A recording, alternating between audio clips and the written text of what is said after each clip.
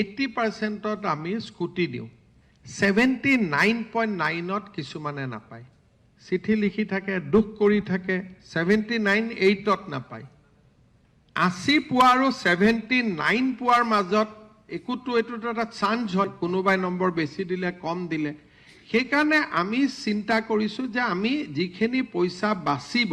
আমি নিযুত মইনা আৰু নিযুত বাবুত দি দিম যাতে সকলো ল'ৰা ছোৱালীয়ে পাব পাৰে কিন্তু এই বছৰ যেহেতু পৰীক্ষাৰ আগত আমি ঘোষণা কৰা নাছিলো সেইকাৰণে এই বছৰ আমি স্কুটি দিম এই বছৰ কোনো কথা নাই কাৰণ এই বছৰটো পৰীক্ষাৰ আগত আমি কাকো কোৱা নাই গতিকে এই বছৰ যদি আমি বন্ধ কৰি দিওঁ ল'ৰা ছোৱালীখিনিয়ে মনত দুখ পাব কিন্তু আমি যেতিয়াই মই তোৰত যাওঁ মোক আহি কয় মামা 1 নম্বৰৰ কাৰণে স্কুটিখন নাপালো 5 নম্বৰৰ কাৰণে স্কুটিখন নাপালো কোনোবাই কয় যে আধা নম্বৰৰ কাৰণে নাপালো সেই কাৰণে আমি কৈছো যে নহয় আমি এনেকুৱা এটা সিস্টেম কৰো যাতে প্ৰতিগৰাকী মামাৰ ভাগি নাপায়